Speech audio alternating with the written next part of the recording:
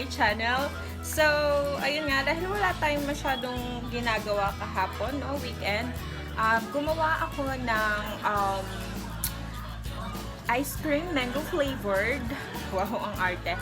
So yan, gumawa tayo ng homemade ice cream, mango flavored, and ituturo ko sa inyo kung paano ang paggawa nito.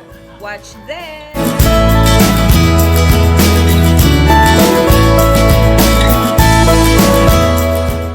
Let's make sure na kompleto yung ating ingredients. We have 1 kilo of mangoes.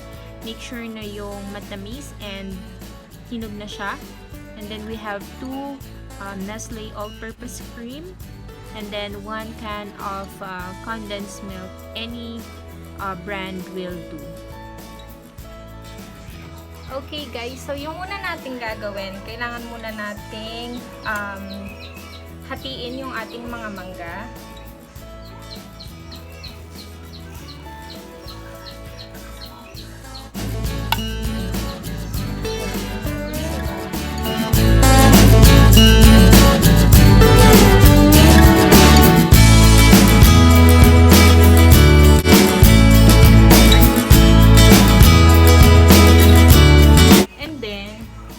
Gagawin natin siyang ganito. Hati natin siya ng square. Tapos, yung baso, ito, pwede natin siyang gamitin.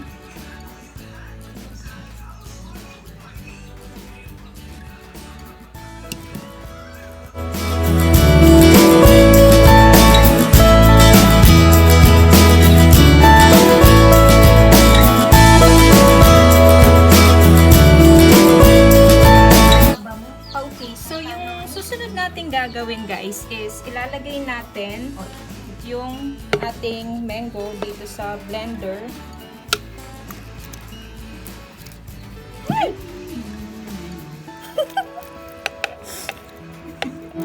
Ayan.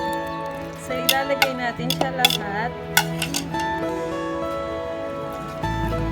And then maglagay tayo ng condense. Yung kalahating laman ng condense natin, ilagay natin.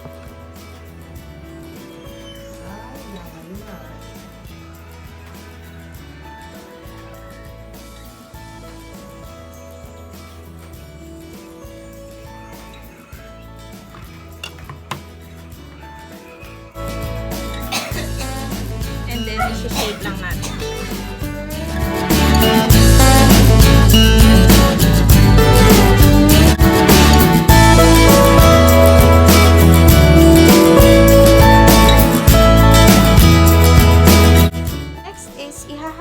Natin yung ating all-purpose cream and yung mango na binlend natin kanina. And then i-add natin yung natirang gatas kanina, yung kalahati na condensed milk.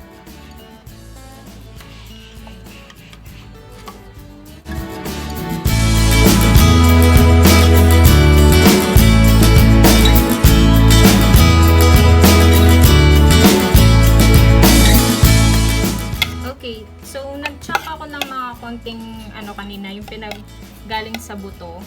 Ayan, pwede natin silang ilagay para kapag kumakain ka, medyo meron kang makakain na buong mangga.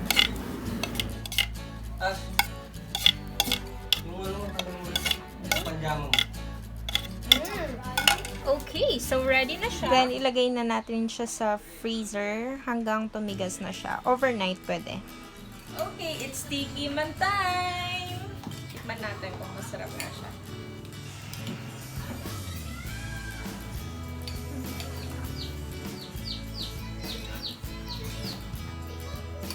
Lasang ice cream ng mango. Ang sarap na! You should try it. Cheers!